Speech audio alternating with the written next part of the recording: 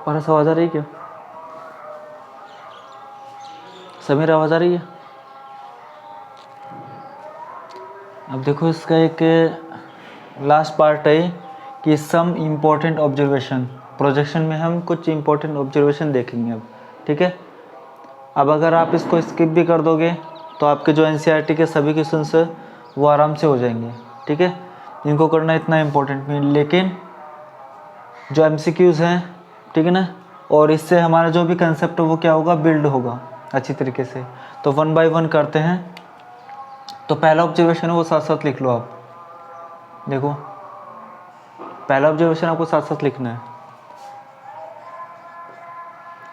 Projection of A vector A vector on B vector is given by A vector into में B vector upon में B vector का magnitude, ठीक है। और यहाँ पे प्रोजेक्शन लिख लो, और projection of A vector B vector on A vector is given by, formula क्या हो जाएगा, इसमें तो कोई चेंज नहीं होगा, A vector to B vector upon में क्या आ जाएगा, बताओ अपॉन में क्या आ जाएगा।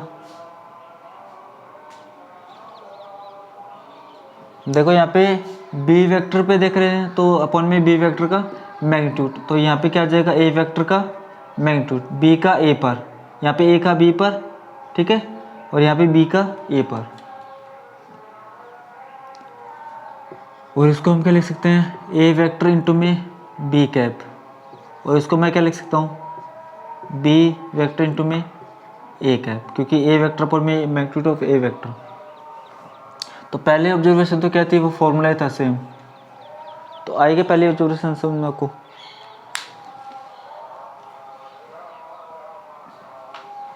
अब देखो आपने नोट कर लिया क्या इसको,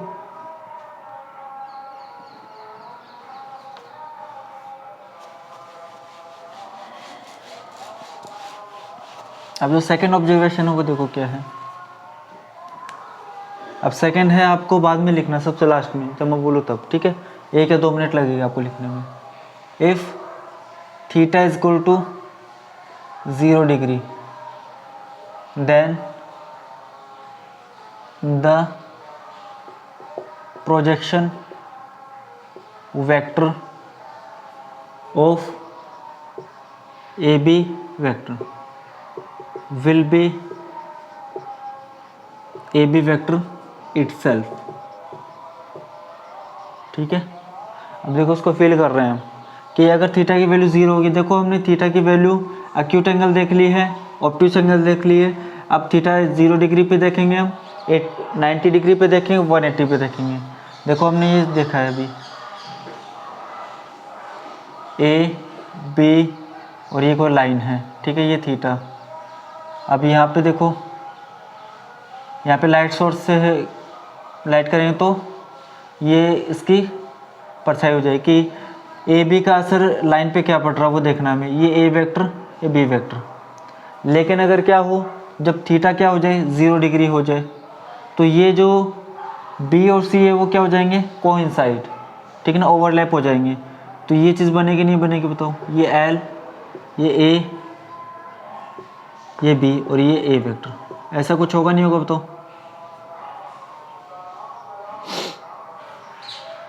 तो देखो यहाँ पे क्या क्या चीज़ है, हियर ए बी वेक्टर तो कितना है, ए वेक्टर है, थीटा कितना है यहाँ पे 0 डिग्री है, and A vector is equal to B vector. यहाँ पे देखो अगर ये ए बी ए वेक्टर ये बी वेक्टर, तो A B vector A vector से छोटा बड़ा हो सकता है, ठीक है। लेकिन यहाँ पे जो ए बी है वो वापस वही ए बी है, क्योंकि यहाँ पे कुछ वो तो है ही नहीं, एंगल तो कुछ है ही नहीं, तो जो ए वेक्टर वही क्या होगा, यहाँ पे बी वेक्टर होगा। तो देखो नाउ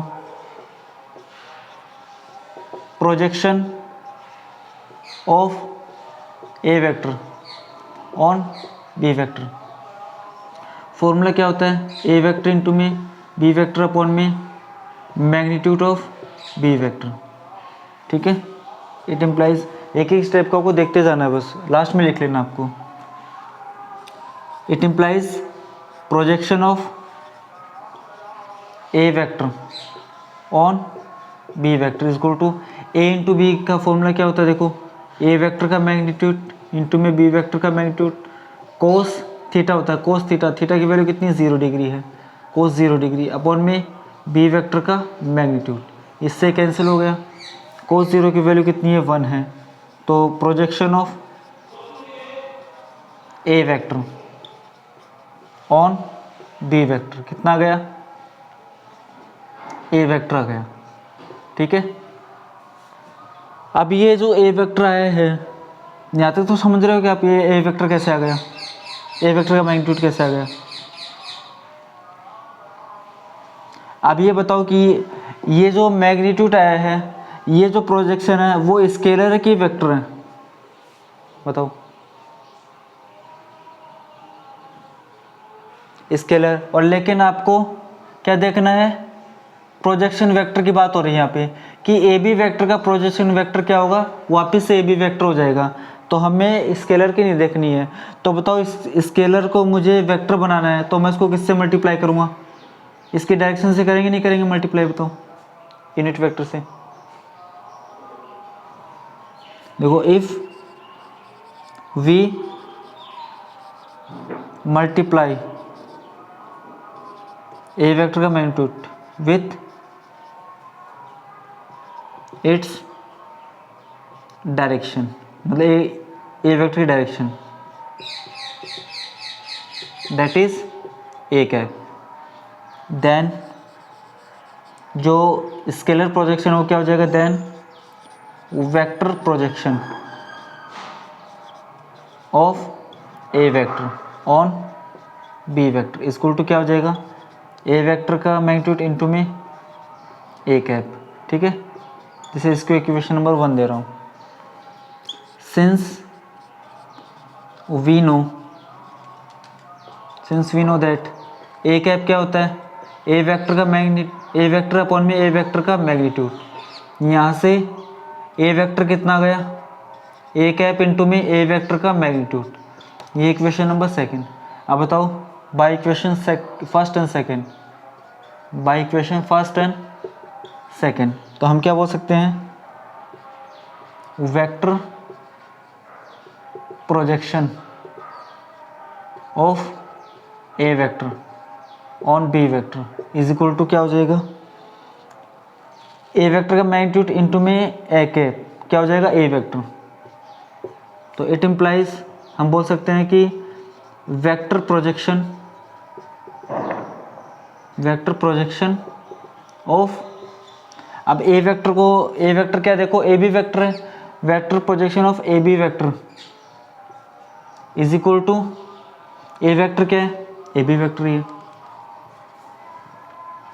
तो आपको बात समझ में आएगी, बताओ, अगर थीटा की वैल्यू 0 होगी तो जो ए बी वेक्टर है उसका जो वेक्टर प्रोजेक्शन है वो क्या होगा, खुद ही ए बी हो जाएगा। तो बताइए बात समझ में आएगी आपको, ठीक है। तो फटाफट आप इसको नोट करो। अब देखो फर्स्ट ऑब्जर्वेशन हो गई, सेकंड हो गई है, अब थर्ड देखेंगे। If theta is equal to 180 degree, तो आप पहले समझ लेना, उसके बाद में लिख लेना आप। If theta is equal to 180 degree then the projection vector of A B vector will be B A vector. अब एक बात बताओ कि हमने एक एग्जांपल देखा था कि मैं इस साइड चल रहा हूँ और मेरी स्पीड है 3 किलोमीटर पर हावर और हवा इस साइड की चल रही है 2 किलोमीटर पर हावर, तो ये दोनों ऐड होंगे नहीं होंगे, बताओ। इसकी जो स्पीड है वो 2 किलोमीटर पर आवर बढ़ जाएगी ना, और अगर हवा इस साइड की चलेगी 2 किलोमीटर पर आवर, तो बताओ इसकी जो स्पीड है वो 2 किलोमीटर पर आवर कम होगी नहीं होगी, बताओ। तो देखो ऐसा ही कुछ यहाँ पे है सिस्टम। तो अब इसमें क्या देखो, ये कोई लाइन है, ये ए वेक्टर। अब ये ए बी वेक्टर है, ठीक है ना, ए बी, और इसको मैं ए वेक्टर मान रहा हूँ। अब ये जो एंगल वो कितना है, 180 डिग्री है, ठीक है। अब लाइन की जो डायरेक्शन है वो देखो इस साइड की है, और ये ए बी वेक्टर इस साइड है। तो अब इस लाइन पे इसका कुछ इफेक्ट होगा नहीं होगा, बताओ? इफेक्ट होगा नहीं होगा?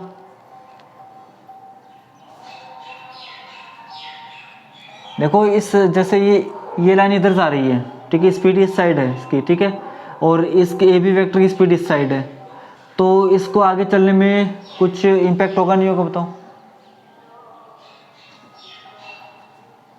जैसे इसके 4 किलोमीटर पर आवर है और ये इधर खींच रहे इसको 2 किलोमीटर पर आवर, ठीक है, तो इसकी 2 किलोमीटर पर आवर स्पीड कम हो जाएगी। तो ये ए बी वेक्टर है, अब इतनी ही स्पीड इसकी कम हो जाएगी। जैसे ये ए बी वेक्टर यहाँ पे इतना है, तो ये मैं सी वेक्टर मान लेता हूँ, उसको बी वेक्टर, ठीक है। ये इफेक्ट दिखा रहा है इसको कि इतना इफेक्ट पड़ जाएगा इस पर, ठीक है। समझ रहे हो आप इस बात को? अब देखो now projection of A vector, अब एक के बाद एक एक लाइन समझते जाना। Now projection of here A B vector कितना है, ए वेक्टर, ठीक है, और थीटा कितना है यहाँ पे, 180 डिग्री है। अब देखना projection of A vector on B vector, A vector into b vector upon में magnitude of B vector. Projection of A vector on B vector, a into b cos कितना हो जाएगा, 180, ठीक है। अब कोस 180 कितना होता है, माइनस का होता है, माइनस का 1 होता है, तो यहाँ पे क्या आ जाएगा, ये माइनस, तो आप लिख देंगे since cos 180 is equal to -1। अब देखो ये projection of A vector on B vector आ गया अपने पास, ठीक है, लेकिन ये क्या है, स्केलर है। अब हमें क्या चाहिए, वेक्टर चाहिए, तो हम ए वेक्टर का मैग्नीट्यूड है, इसको किससे मल्टीप्लाई करेंगे, इसकी डायरेक्शन से, मतलब ए कैप से, तो ये माइनस का, और हमें ये रिजल्ट पता ही है। अब 1 और 2 से हम क्या लिख देंगे, देखो बाई इक्वेशन 1 एंड 2, ये क्या हो जाएगा, vector projection of A vector on B vector क्या हो जाएगा, माइनस का ए वेक्टर हो जाएगा। होगा नहीं होगा, बताओ?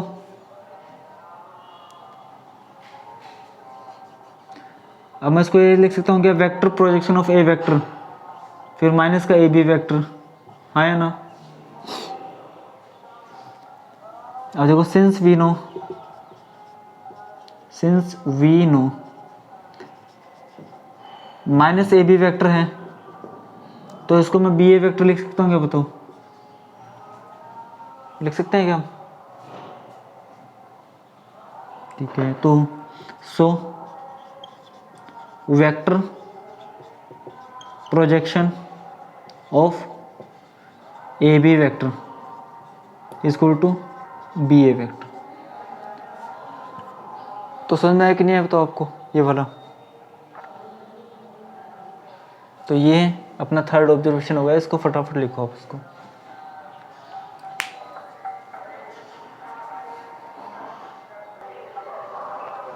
अब देखो फर्स्ट ऑब्जर्वेशन हो गया, जो फॉर्मूला था वो। सेकंड ऑब्जर्वेशन था कि theta 0 degree, third observation theta अगर 180 हो। अब फोर्थ ऑब्जर्वेशन होगा, उसमें क्या हो जाएगा, थीटा की वैल्यू क्या हो जाएगी, 0 डिग्री, 90 डिग्री हो जाएगी, theta equal to 90 degree. Then the projection vector of A B vector will be 0 vector, क्या होगा, 0 वेक्टर होगा, ठीक है। तो देखो मैं आपको समझा देता हूँ इसको। ये कोई लाइन है, ये ए और ये बी, ये 90 डिग्री है, ठीक है, ये ए वेक्टर। अब बताओ लाइट सोर्स इसके ऊपर रखा हुआ है बी के ऊपर, तो जो परछाई बनेगी वो यहीं पे बनेगी, नहीं बनेगी, बताओ? उसकी कुछ डिस्टेंस होगी क्या, कुछ भी डिस्टेंस होगी क्या, अगर 90 पे है तो होगी क्या, बताओ? नहीं होगी। जैसे यहाँ पे मैंने कुछ भी बी वेक्टर ले लिया जैसे, ठीक है। अब देखो यहाँ पे क्या क्या है, A B vector is equal to A vector, theta की वैल्यू कितनी है, 90 डिग्री है, ठीक है। अब देखते हैं कि अगर 90 डिग्री होगा तो जो ए बी वेक्टर है उसका जो वेक्टर प्रोजेक्शन है वो जीरो वेक्टर होता है कि नहीं होता, वो चेक कर रहे हैं, ठीक है। A B vector is equal to A vector theta कितना 90 degree, then projection of A vector on B vector, ये फॉर्मूला होता है। अब यहाँ पे 180 से क्या आ गया 90 डिग्री आ गया। तो बताओ projection of A vector on B vector कितना आएगा, बताओ कितना आएगा, जीरो जीरो। अभी सिर्फ जीरो है ये, क्योंकि ये क्या है स्केलर है। If we multiply A vector, ठीक है, if we multiply A vector का मैग्नीट्यूड, यहाँ पे कुछ भी नहीं है तो यहाँ पे क्या आएगा, if we multiply zero with direction of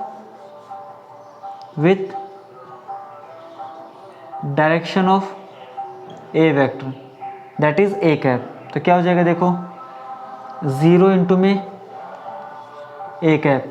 अब किसी भी को आप जीरो से मल्टीप्लाई करो तो वो जीरो आएगा नहीं आएगा, बताओ। तो क्या हो जाएगा देखो, so vector projection of A vector is equal to, अब ये डायरेक्शन भी साथ में है, मैग्नीट्यूड भी है, तो क्या हो जाएगा जीरो वेक्टर। इसलिए vector projection of A B vector is equal to zero vector. अब एक काम करना आपको, देखो एक काम करना है, जो सेकंड वाला है उसमें A B is equal to A B आया था ना, तो वहाँ पे आप क्या लिखोगे लास्ट में, if theta is equal to 0 degree. अब थर्ड वाले ऑब्जर्वेशन में लास्ट में क्या था, A B is equal to B आया था ना, यहाँ पे आप लिखोगे if theta is equal to 180 degree. और ये देखो फोर्थ ऑब्जर्वेशन है, इसमें क्या आ रहा है, A B vector is equal to zero vector आ रहा है इसका वेक्टर प्रोजेक्शन, तो यहाँ क्या लिखोगे इसके आगे just if theta is equal to 90 degree. ठीक है, ये तीन चीज़ और करनी है आपको। अब फटाफट इसको नोट करो, फिर एक लास्ट ऑब्जर्वेशन है वो और देखते हैं।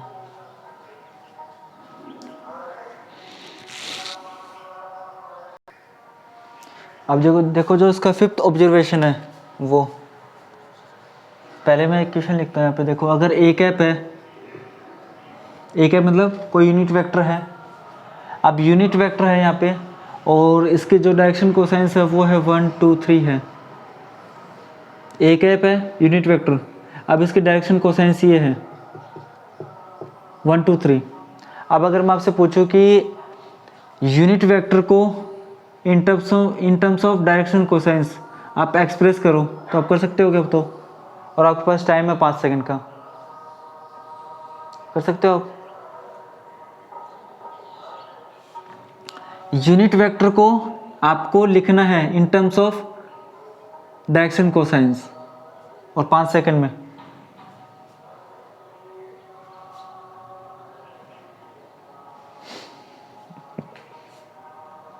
लिख सकते हो क्या?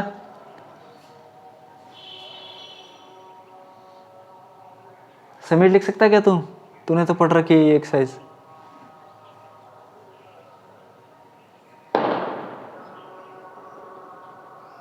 समीर, अब देखो, if are vector is equal to x i cap plus y j cap plus में z k cap be any vector and direction cosines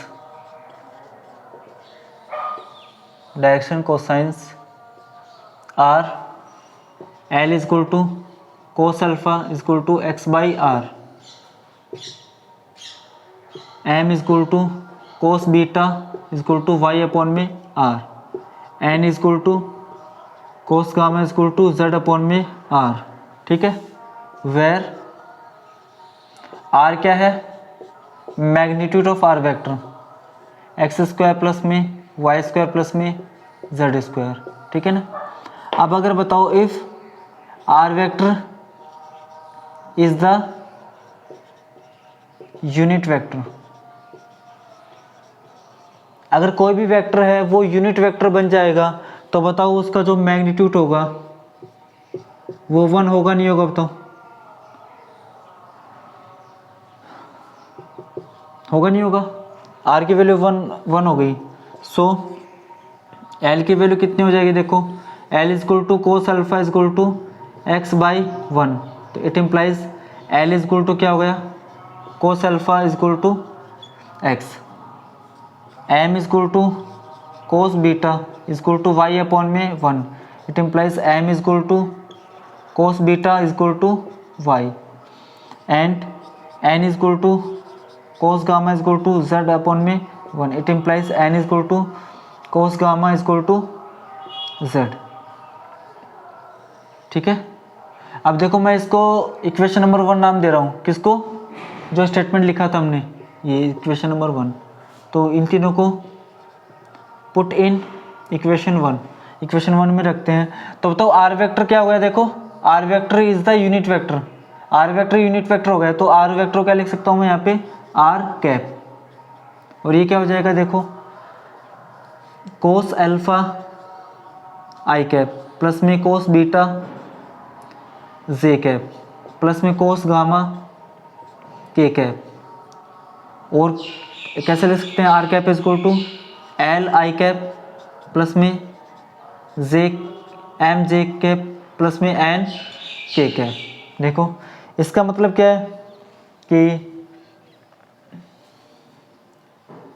any unit vector can be expressed in terms of its direction cosines. ठीक है, तो देखो unit vector को हम direction cosines के terms में लिख सकते हैं। तो बताओ अब इसका आंसर क्या होगा, बताओ A cap is equal to क्या हो जाएगा, बताओ इसका आंसर क्या होगा, बताओ इसका आंसर क्या होगा।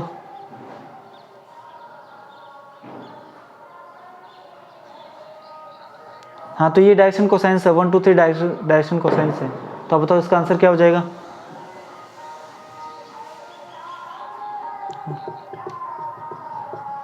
प्लस में 3 के कैप। बताओ 5 सेकंड से पहले पहले हुआ कि नहीं हुआ। तो अब आपने 10.3 में ये चीज़ पढ़ ली है, तो अब आपको कोई पूछे तो ये मत बोलना कि हमें नहीं आता है। आपको मैंने डेरिवेशन बता दिया कि कैसे करते हैं। अभी बताओ ये डिफ़िकल्ट था कि कुछ ये वाला। तो सबसे लास्ट में आप ये जो इक्वेशन है वो लिख लेना बस, ठीक है। और इसी के साथ अपना जो इंट्रोडक्शन है वो 10.3 का वो कंप्लीट हो चुका है।